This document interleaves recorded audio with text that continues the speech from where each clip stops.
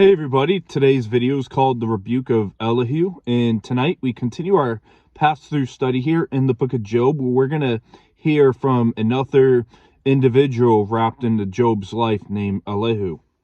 And we are approximately three quarters of the way through our study through Job. So the study that started right before Thanksgiving in Job, we are starting to approach the finish line. And so we see this new participant with the three other friends enter the debate over Job's condition from this point, chapter 32 through chapter 37. In Elihu, he's going to be a man that's of self-importance, full of words. And Elihu is like an angry man and a different perception, while Job awaits for God to disclose himself beginning in chapter 38. And interestingly, we're going to notice in the next 5 chapters that Job doesn't respond to him. So that is where we are going to be tonight in chapter 32. And if you're wondering why my background is white, this is real. This is snow off the trees from our previous storm. So I know it might seem pretty cool for some of you guys who don't get to see snow or experience it, but you know, it is nice to see, not nice to live in. So Job chapter 32 verse 1 through 5 says, "So these 3 men ceased answering Job, because he was righteous in his own eyes. Then the wrath of Elihu, the son of Berechiah, the Buzite of the family of Ram, was aroused against Job. His wrath was aroused because he justified himself rather than God. And also against his 3 friends, his wrath was aroused, because they had found no answer and yet had condemned Job. Now because they were years older than he, Elihu had waited to speak to Job. When Elihu saw that there was no answer in the mouth of these 3 men, his wrath was aroused." So Elihu's ancestry was traced back to the Arabian tribe of Buz, seen in Jeremiah 25 verse 23. And the family of Ram is unknown. And Elihu means he is my God. And Elihu didn't want to see God's justice compromised. And he sees that Job's focus on his innocence as doing that very thing. And it was a part of culture at this time period, in verse 4, that older men would speak first. And, you know, it's kind of fading in our culture where, you know, if there was a seat in the room, there weren't enough seats for individuals, like at a family gathering or such, you know, the older folks are given the option to have a seat before, you know, the younger people or the kids. And you know, it's unfortunate in our society today that we are seeing the same thing in public transportation. Sometimes I ride the subway in Boston, and you'll see old people standing up, and the young people will not even offer up their seats for them. But take note in today's text that out of the friends of Job, Elihu is the only one where we see a genealogy. And this mention of his genealogy is important because it reminds us that Elihu wasn't a fictional character.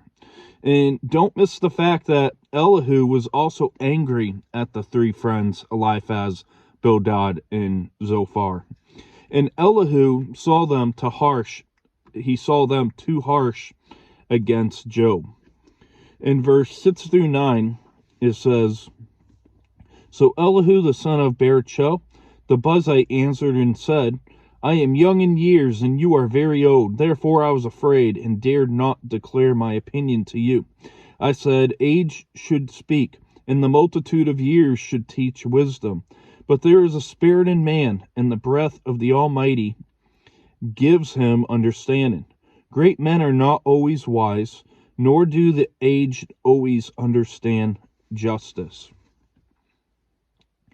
So he may have called it opinion, but he claimed it had come by inspiration of God. And Elihu first addresses all four who have been spoken of thus far. And Elihu claims that the experience and observation of age don't really impart knowledge, but insight from God, which is accessible also to the young. And the Spirit in a man may refer to the Holy Spirit as the source of wisdom, as seen in Genesis 41, verse 38, and Exodus 31, verse 3. And Elihu came as a young man among older men. And I wonder how Job and his three friends reacted to Elihu's words in verse 9. Did they unite against this young buck and, believe that that he was wiser or not than them? Or did he have more understanding than they did? In verse 10 through 14, it says, "Therefore I say, listen to me, I will also declare my opinion. Indeed, I have waited for your words. I listened to your reasonings while you searched out what to say. I paid close attention to you, and surely not one of you convinced Job or answered his words. Lest you say, we have found wisdom. God will vanquish him, not a man. Now that he has not directed his words against me, which I will not answer him with your words." So now Elihu's moving into his next focus of the three counselors, and he listened to their addresses, but they failed to convince Job that he was in the wrong. And the three friends couldn't rightly claim to possess wisdom beyond what God has revealed. And Elihu claims he's going to follow a different line of argument in his answering of Job. And I bet Job and his friends had sour and disdained faces when Elihu spoke. In verse 15 through 22, that wraps up the chapter here, says, "They are dismayed and answer no more. Words have escaped them. And I have waited because they did not speak, because they stood still and answered no more. I will also answer my part. I too will declare my opinion, for I am full of words. The spirit within me compels me. Indeed, my belly is like wine that has no vent. It is ready to burst like new wineskins. I will speak that I may find relief. I must open my lips and answer. Let me not, I pray, show partiality to anyone, nor let me flatter any man, for I do not know how to flatter, else my Maker would soon take me away." So we see that Elihu is no longer addressing the counselors.